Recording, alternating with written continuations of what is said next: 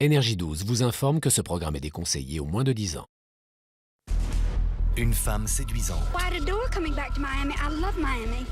Elle attirait tous les regards. Une liaison secrète. Une belle femme, une histoire d'adultère, d'inceste, c'était du pain béni pour les médias.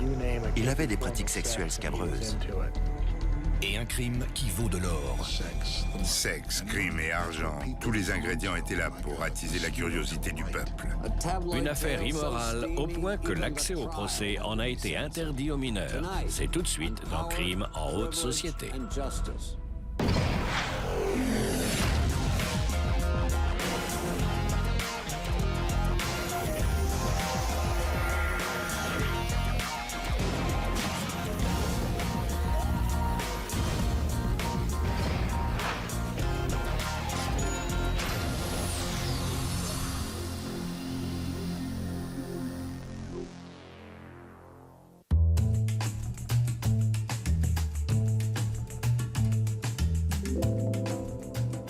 En 1964, Miami en Floride est le repère de tous les jet-setters qui souhaitent passer du bon temps. La journée, ils bronzent sur leur yacht ou leur plage privée. Et le soir, ils sirotent des cocktails dans les plus grands hôtels. Jack et Candy Mosler, des notables de Houston, viennent eux aussi respirer l'air de la côte. Ils ont tout pour être heureux. Beaucoup d'argent, un appartement en bord de mer et des invitations pour les soirées les plus prestigieuses. Mais leur vie de rêve va bientôt virer au cauchemar. Jack Mosler avait fait fortune dans le crédit automobile et la banque. C'était un homme d'affaires brillant. Il avait des banques à Houston, à Chicago et à Miami.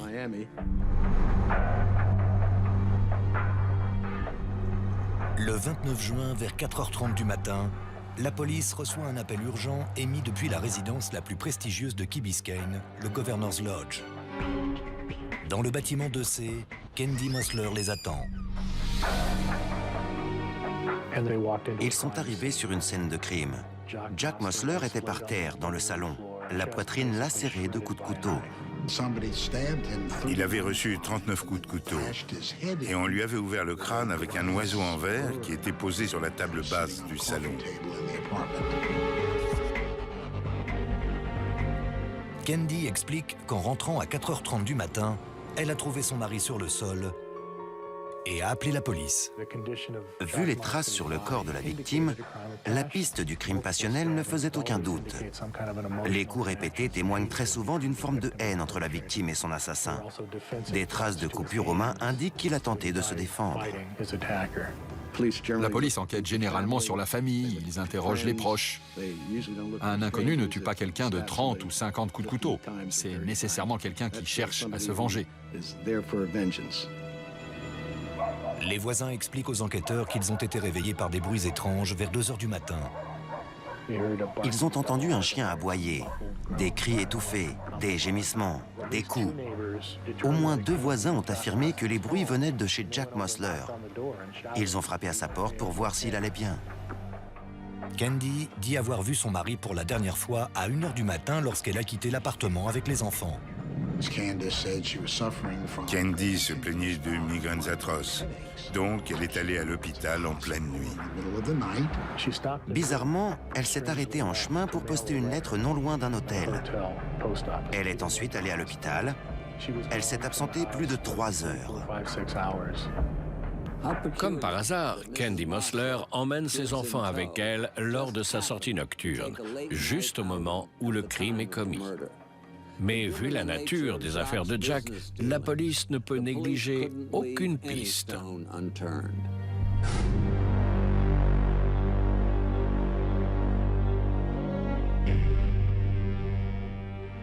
Jack Mosler travaillait essentiellement sur des affaires de saisie. Il s'était fait beaucoup d'ennemis parce que les gens n'aiment pas qu'on vienne leur prendre leur dernière voiture ou leur réfrigérateur tout neuf. Lors de son interrogatoire, Candy répète qu'il s'agit selon elle d'un cambriolage qui a mal tourné. Elle en veut pour preuve les $500 qui ont disparu du portefeuille de son mari. Mais lorsque la police lui expose sa théorie du crime passionnel, Candy change soudainement de discours. Elle prétend que son mari l'a trompée avec un homme. Des bruits couraient sur l'homosexualité de Jack Mosler et la piste de l'amant a été envisagée. Lorsqu'on l'a trouvé, il était nu sous son peignoir. On s'est donc mis à faire toutes sortes de suppositions sur la visite d'un de ses éventuels amants qui se serait mal terminée pour une raison quelconque. Mais cette hypothèse est rapidement écartée lorsque la police découvre un journal intime tenu par Jack Mosler. La coupable d'adultère serait plus vraisemblablement sa femme.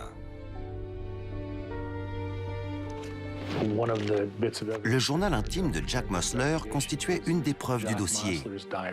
Il y parlait de la liaison de sa femme. Il avait écrit « Ils vont me tuer si je ne les élimine pas avant ». Les agents chargés de l'enquête n'en revenaient pas. Jack désignait clairement les personnes qu'il soupçonnait et qui ont fini par l'avoir.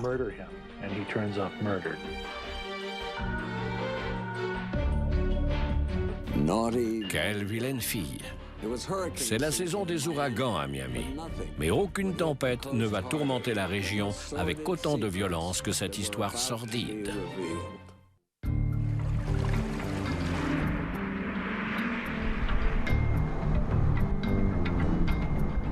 Durant l'été 64, Miami doit faire face à une affaire de meurtre compliquée dont l'issue se fait attendre.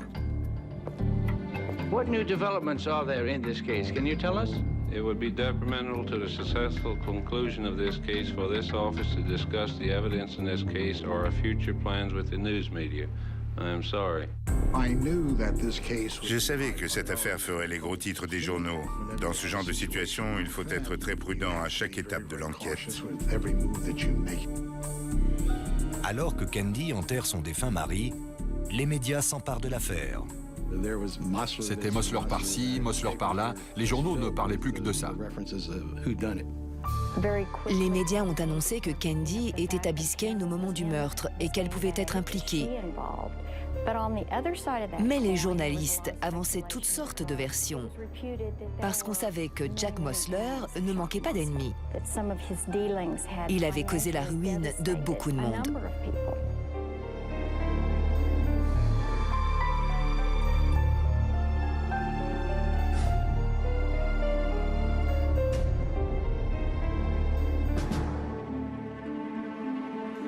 Dans l'appartement des Mosler, la police relève des empreintes récentes qui n'appartiennent pas au couple. Puis, à l'aéroport international de Miami, on fait une étrange découverte. Une voiture de la société de Jack Mosler a été abandonnée sur le parking. À l'intérieur, la police découvre des traces de sang et des empreintes qui correspondent à celles trouvées sur les lieux du crime. Mais avant de mettre un nom sur le suspect, les enquêteurs doivent en savoir plus sur cet homme fortuné.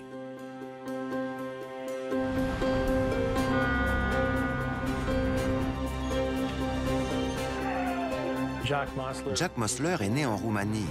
Il était jeune lorsqu'il a émigré avec ses parents. Il a vécu quelque temps à New York avant de s'installer à Chicago. Il a suivi le parcours classique des immigrants de cette époque. Il s'est construit tout seul. À l'âge de 13 ans, suite à la mort de son père, Jack quitte l'école et travaille pour aider sa famille. Il commence par livrer des journaux, mais il comprend vite que l'argent est ailleurs.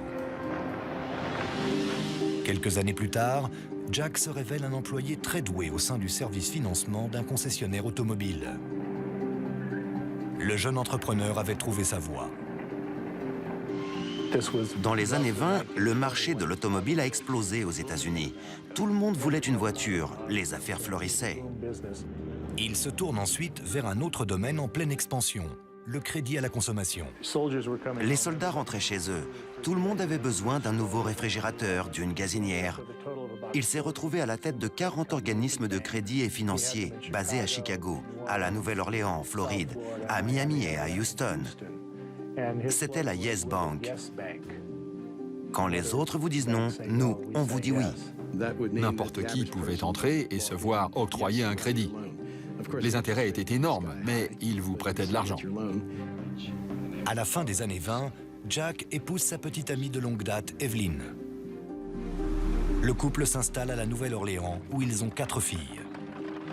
Il fait passer sa réussite professionnelle avant sa vie privée et en 1947, les filles sont grandes et le couple divorce. Mais le riche célibataire ne reste pas seul longtemps. Quelques mois après son divorce, une superbe blonde plantureuse entre dans son bureau et bouleverse sa vie à tout jamais. Candy était une charmante jeune femme de 28 ans, blonde et terriblement séduisante. Il est littéralement tombé sous le charme. Née en 1920, Candice Weatherby grandit dans une ferme de Buchanan dans l'État de Géorgie, aux côtés de ses 11 frères et sœurs. Candy abandonne ses études et épouse un jeune ingénieur avec qui elle a 2 enfants. Mais la vie de femme au foyer ne l'intéresse pas. Candy aspire rapidement à voir de nouveaux horizons.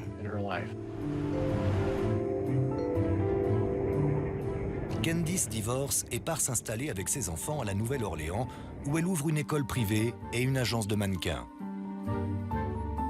Elle côtoie rapidement les gens de la haute société. Candy était une femme unique.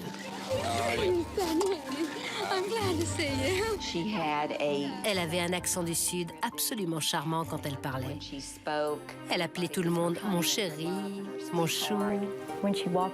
Quand elle arrivait quelque part, elle disait « Bonjour tout le monde » avec cette grâce qui la caractérisait. Elle était coiffée à la perfection. Sa tenue, ses gants, ses chaussures, tout était assorti. Elle était toujours à la mode. Elle portait de hauts talons aiguilles. Elle attirait tous les regards. Elle avait un charisme comparable à celui de Marilyn Monroe. Candy s'engage auprès de l'Opéra de la Nouvelle-Orléans pour collecter des fonds. Un des donateurs sollicités n'est autre que le millionnaire fraîchement divorcé, Jack Mosler. Elle lui avait fait faire une promesse de don de 350 $. Il a fini par en verser 25. Il surveillait ses dépenses. Ils ont tout de suite accroché et ils se sont mariés 6 mois après leur rencontre.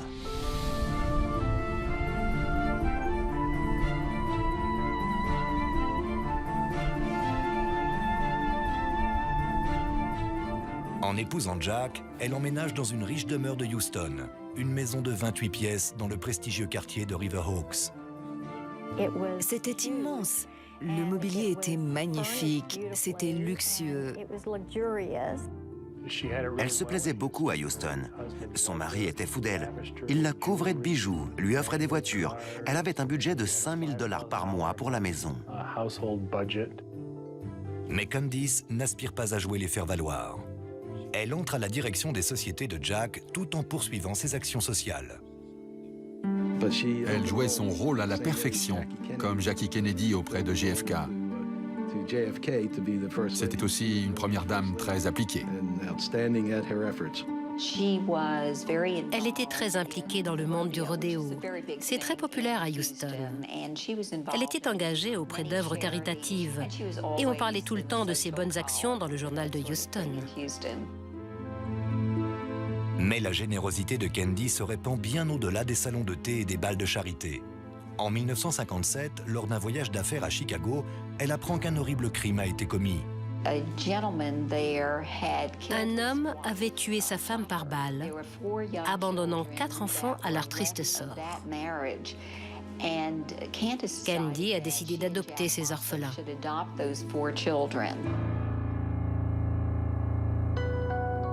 La maison des Mosler est désormais bien remplie, mais Candy est toujours prête à accueillir ceux qui en ont besoin, surtout lorsqu'il s'agit d'un membre de la famille. Melvin Lane Powers était le fils de la sœur aînée de Candy, Elizabeth Weatherby. C'était un grand gaillard d'1,90 m, bien bâti. Il avait la carrure d'un footballeur américain. Il était bel homme. Sa mère se faisait du souci pour son fils et s'était tournée vers sa sœur Candy, qui vivait dans l'opulence.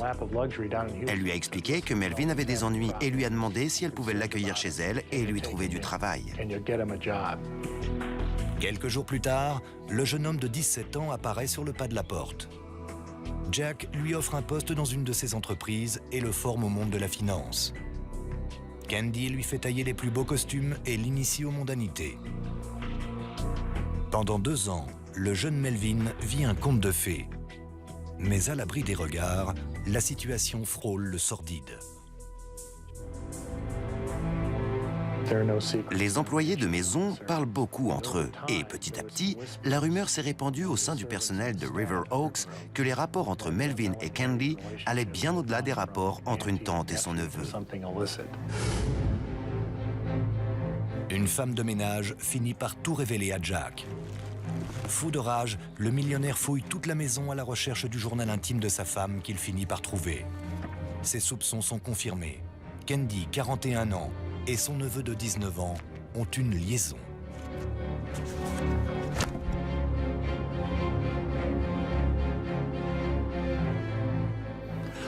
La notoriété ne change rien. Les relations incestueuses sont totalement inacceptables dans quelque milieu que ce soit. Rapidement, les origines paysannes de Candy sont mises en cause dans son comportement. Chasser le naturel, il revient au galop. La première réaction de Jack a été de rencontrer un avocat. Il avait l'intention de poursuivre Melvin en justice pour avoir détruit son mariage. Mais l'avocat lui a déconseillé de le faire. Le procès lui aurait fait très mauvaise presse. Il lui a conseillé d'aller de l'avant, de tirer un trait sur tout ça. Jack Mosler lui a demandé de quitter la maison de River Oaks et il l'a licencié. Mais Melvin ne se laisse pas faire. Il avait 2-3 mots à dire à Jack avant de partir. Il lui a dit qu'il reviendrait et que ce jour-là, il regretterait ce qu'il lui avait fait.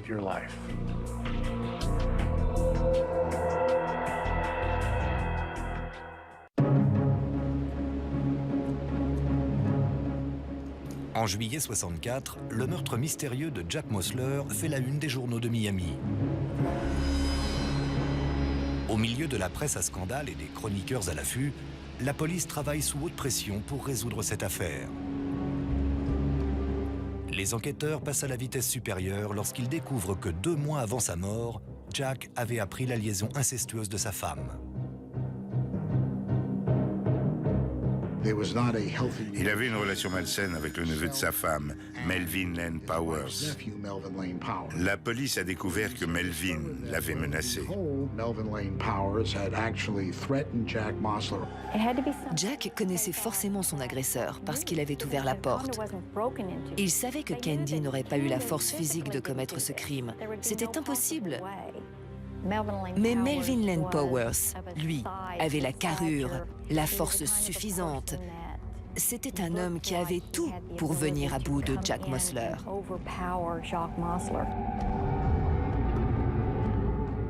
Les enquêteurs apprennent qu'après le départ de Melvin, les amants se fréquentent toujours. Candy et Melvin n'avaient pas mis fin à leur relation. Des gens les avaient vus se serrer et s'embrasser. Les Mosler restent mariés, mais se séparent. Melvin et Candy en profitent alors pour vivre pleinement leur histoire. I like the pictures you sent of yourself with the gold sweater on. I became so hot just looking at your breast pushing up against those cross straps. You don't have to be concerned about anyone, only you, my love. You are the one for me. I was in the bathtub, and I just laid back and was with you very, very close. You are my God. I'd do anything for your love.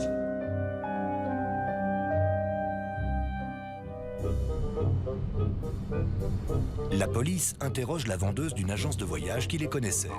Elle se souvient avoir vu Candy et Melvin à l'agence. Candy portait un manteau de fourrure et lorsque son manteau s'est entrouvert, la vendeuse s'est aperçue qu'elle était entièrement nue.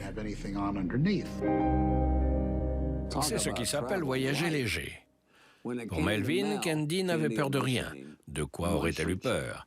Jack ne demandait pas le divorce et s'il la quittait, elle aurait eu droit à sa part du gâteau. Et quel gâteau!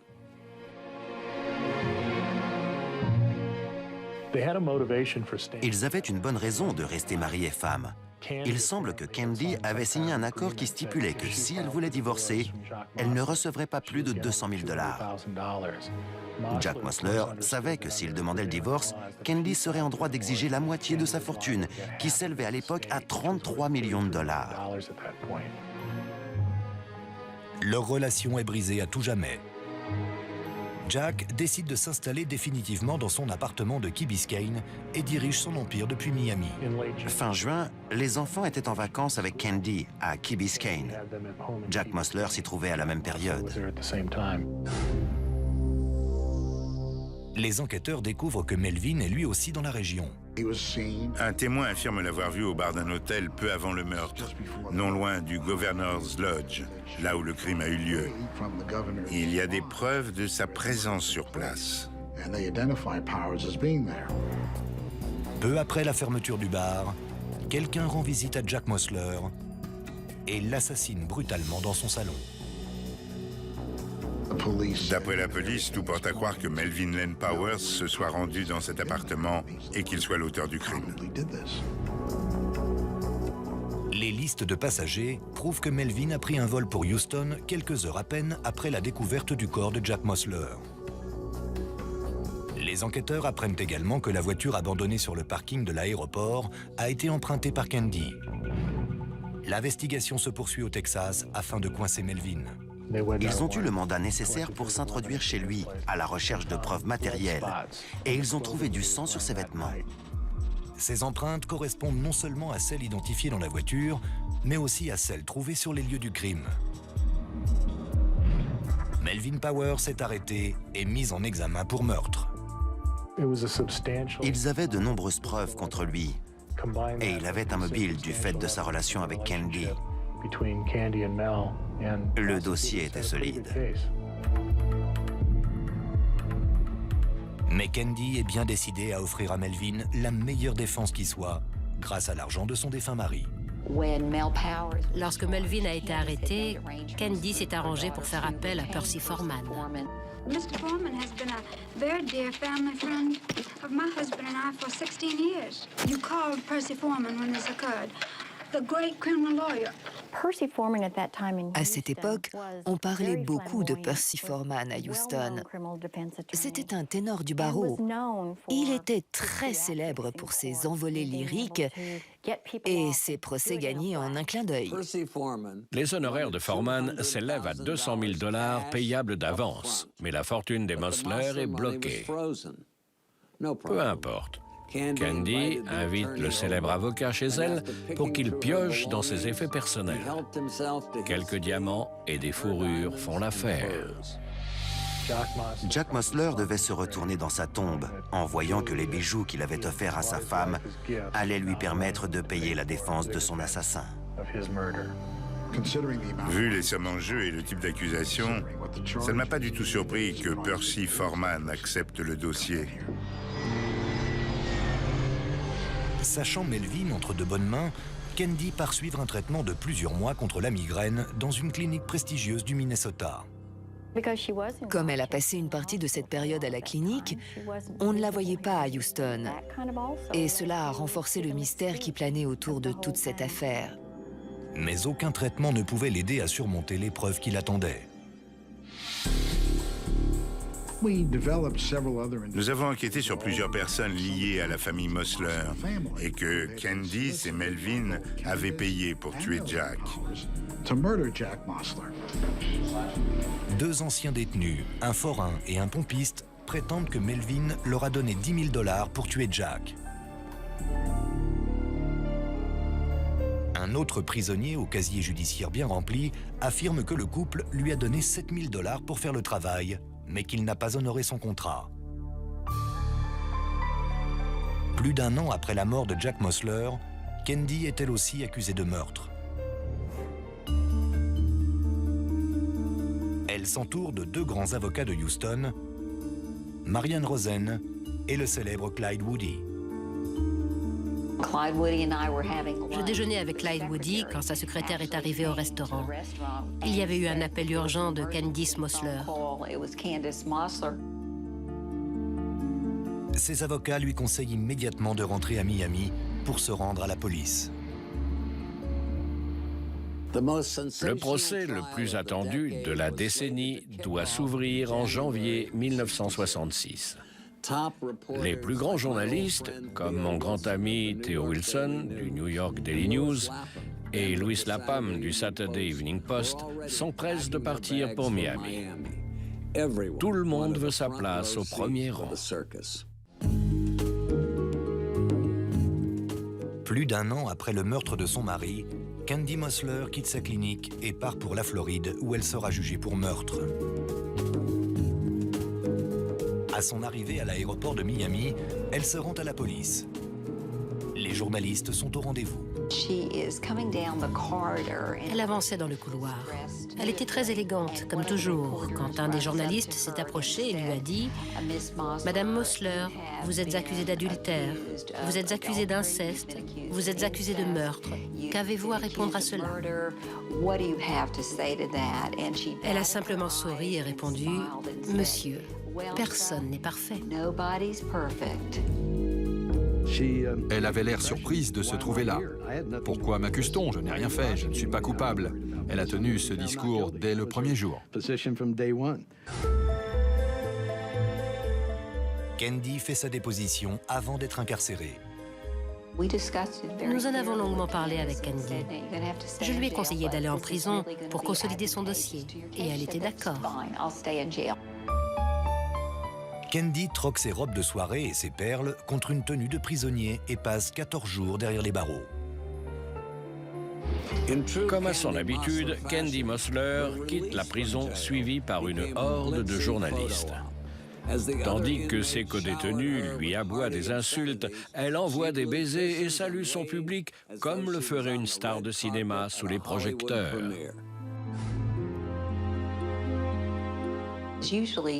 En général, on demande à nos clients accusés de meurtre de ne pas parler aux médias.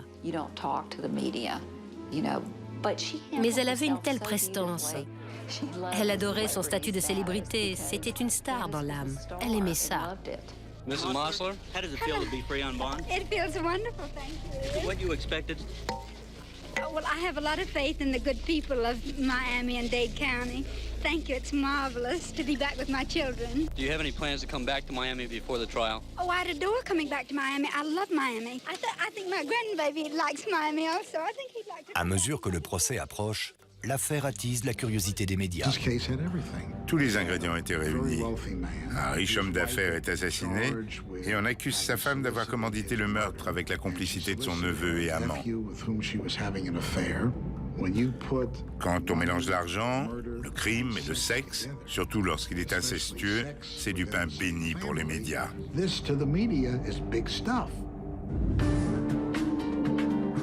Malgré la popularité croissante de Candy, les avocats de la partie civile ne sont pas dupes. Ils jugent douteux son alibi pour le soir du meurtre.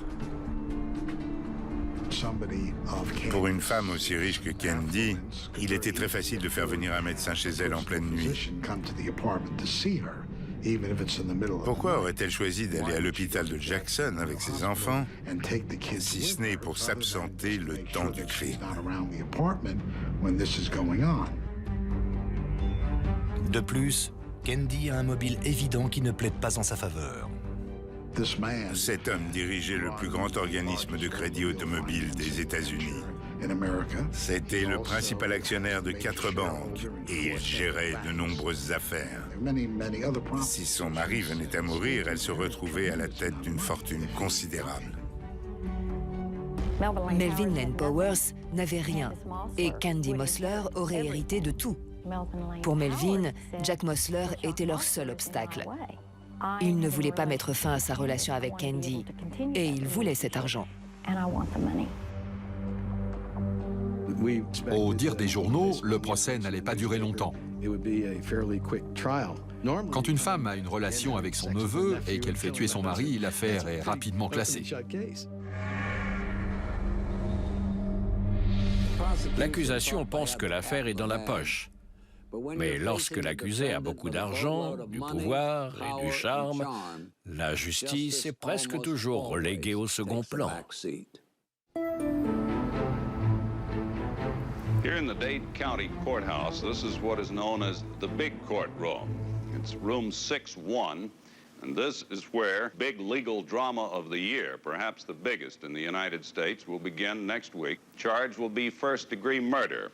The prosecution will charge that a 47-year-old grandmother, Candace Mosler, and her nephew and alleged lover, 24-year-old Melvin Lane Powers, did conspire to and did murder her millionaire husband.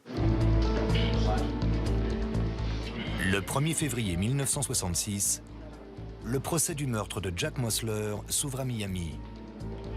Les journalistes de tout le pays sont sur le pied de guerre.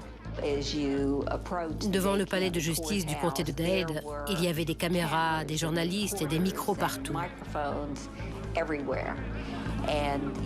La foule nous a suivis jusqu'à la salle d'audience. Eddie, tell him how you come with me today. Well, I made up all my work so I could come with him. How old do you know, Eddie? 11? 11. You made up all your work? And tell him why you want to come with me so bad. So that those people couldn't take Mother and lock her up anymore. This trial is going to get heavy and extensive radio, magazine, television, and newspaper coverage, not only in this country, but all around the world. Tous les jours, des hordes de journalistes envahissaient le tribunal. Toute la presse commentait l'affaire sans relâche, ce qui était inhabituel à l'époque. The state is attempting to prove that Melvin Powers and his aunt plotted Mosler's murder because of a torrid love affair. Les gens aiment les histoires croustillantes et avec celle-ci, ils étaient servis. À chaque audience, le public se presse aux portes du palais. What is the big attraction? Well, I think it's exciting and has mystery. Do you think that's a big attraction for most folks? Yes, I do. It's a very unusual case. Tous les jours, les gens faisaient la queue pour entrer dans la salle. C'était le spectacle à ne pas rater. Personne ne voulait manquer l'événement. Il fallait avoir sa place au premier rang pour ne pas en perdre une miette. L'affaire jugée lors de ce procès est à ce point choquante que l'on refuse l'accès aux jeunes de moins de 21 ans. Toutefois, le Miami News décrit les audiences dans leurs moindres détails, sans omettre les passages les plus croustillants, le tout imprimé sur papier rose. Les Américains sont fascinés.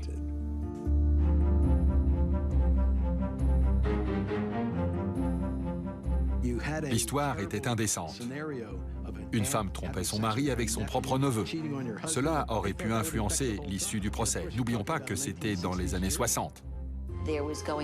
Il ne s'agissait pas de revenir sur le fait qu'ils avaient eu une liaison pendant une longue période. Dans ce procès, les chefs d'accusation ne portaient ni sur l'inceste, ni sur l'adultère. Ils étaient accusés de meurtre. Après avoir exposé les détails sordides de cette relation incestueuse, l'accusation abat ses cartes et présente les preuves contre Melvin. On avait la preuve qu'il avait atterri à Miami le jour du meurtre et qu'il était reparti juste après. Un témoin l'avait identifié dans le bar d'un hôtel, non loin du lieu du crime. Et on savait qu'il avait menacé Jack Mosler un an plus tôt, lorsqu'il l'avait mis à la porte de chez lui à Houston. On avait tout pour l'emporter. Les jurés croiraient que Melvin ne se trouvait pas à Miami au moment du crime par hasard, mais qu'il était venu tuer Jack Mosler.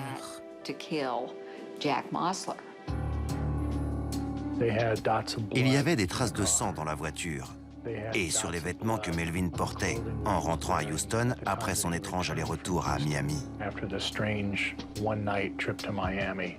Il y avait de nombreuses preuves matérielles de sa culpabilité. Les empreintes trouvées dans l'appartement sur des surfaces nettoyées le jour même sont la preuve qu'il était sur les lieux du crime. C'était la pièce maîtresse du dossier. La défense de Percy Foreman reposait sur le fait qu'une trentaine d'empreintes différentes avaient été relevées et qu'elles pouvaient toutes être celles du coupable.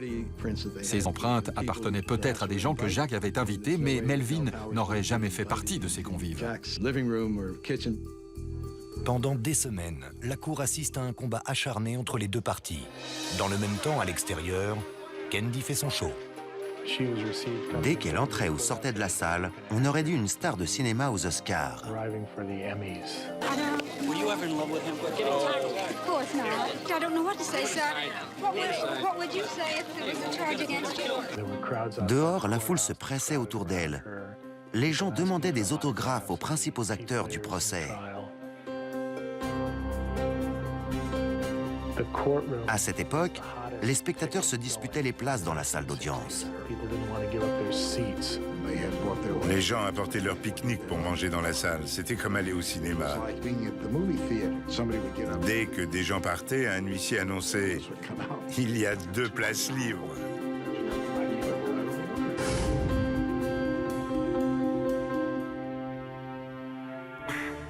La partie civile multiplie les attaques à l'encontre de Melvin et Candy. Les témoins se succèdent à la barre, certains au casier judiciaire fourni, d'autres menottés. Mais le défilé de ces anciens voyous sème le doute dans les esprits. L'accusation pouvait gagner ce procès haut la main avec les preuves à charge qu'ils apportaient contre Candy Mosler et son neveu. Mais ils sont allés trop loin. Ils ont fait témoigner tout un tas d'anciens détenus qu'ils sont allés chercher au Texas et dans l'Arkansas.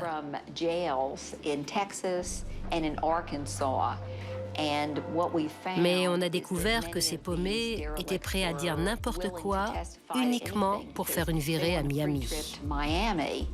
Frank Mulvey faisait partie de ces témoins. Ils ont parlé de sa toxicomanie et on lui a demandé où il se faisait ses shoots. Il a répondu « Je ne me shoote qu'à un seul endroit et je suis assis dessus ». Tout le monde l'a regardé en se demandant ce qu'il faisait à la barre des témoins. Les avocats de Melvin et Candy comprennent que la situation tourne en leur faveur. La partie n'est pas encore perdue. La défense s'est engouffrée dans la brèche. On leur servait la victoire sur un plateau. Selon eux, ils n'avaient plus rien à prouver puisque le camp adverse n'avait pas démontré la culpabilité de leur client. Volontairement, Percy Foreman n'appelle aucun témoin à la barre. D'après le code pénal de Floride, cela lui donne le droit de plaider en dernier. Percy serait le dernier à s'adresser au jury, et c'était un exercice qu'il maîtrisait parfaitement. Écoutez Percy pendant 4 heures, et il saura vous convaincre que la Lune est carrée.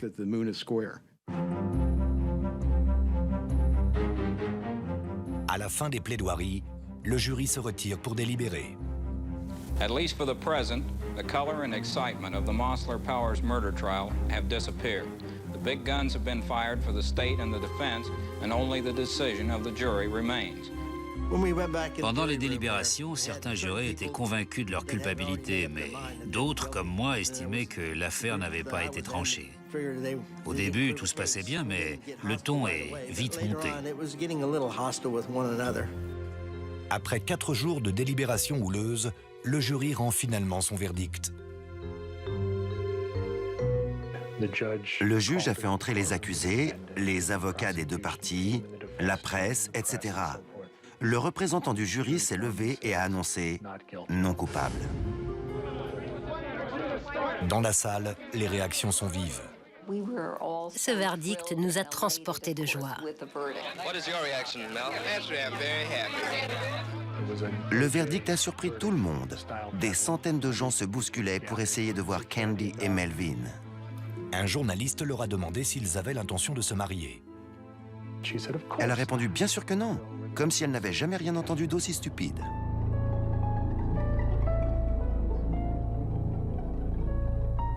Après le retour au calme, Candy a embrassé tous les membres du jury. Elle a quitté la salle au bras de Melvin et s'en est allée dans le soleil couchant à bord d'une voiture de luxe. Quelle belle sortie!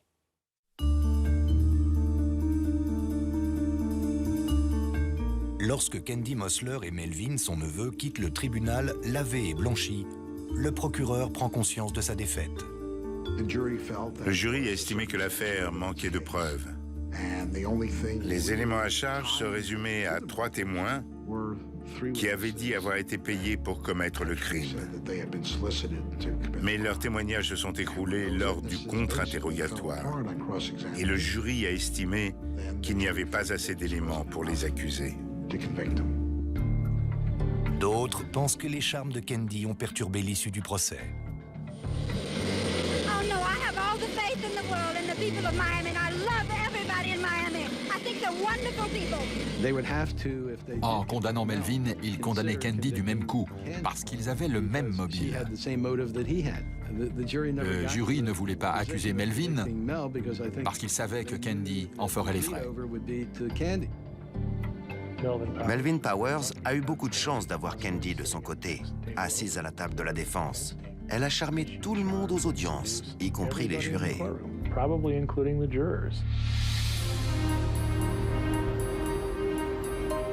De retour à Houston, Candy et Melvin reprennent leur vie où ils l'ont laissée.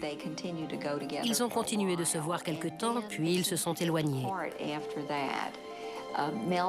Melvin s'est lancé dans le bâtiment, Candy l'a aidé à démarrer son affaire et il a fait une brillante carrière. Candy Musler a hérité de l'empire de son mari. C'était une femme d'affaires très douée. Au milieu des années 70, sa fortune personnelle s'élevait à près de 100 millions de dollars. Elle a triplé la somme de départ.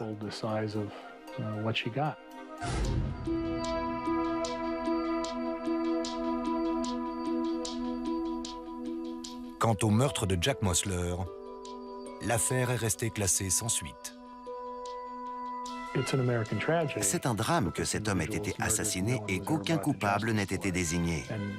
Ce n'est pas l'échec de la justice américaine que l'on retient, mais bien le battage médiatique réalisé autour de Candy Musler et de ce procès. Après le procès, des journalistes m'ont appelé pour me demander « Maintenant que Candy et Melvin ont été déclarés non coupables, allez-vous reprendre l'affaire pour trouver le véritable meurtrier ?» Je leur ai dit non, nous ne ferons rien, parce que pour nous, les auteurs de ce crime ont été déclarés non coupables par le jury. Nous n'allons pas chercher qui a commis ce crime, parce que nous le savons déjà. C'est Candy et Melvin.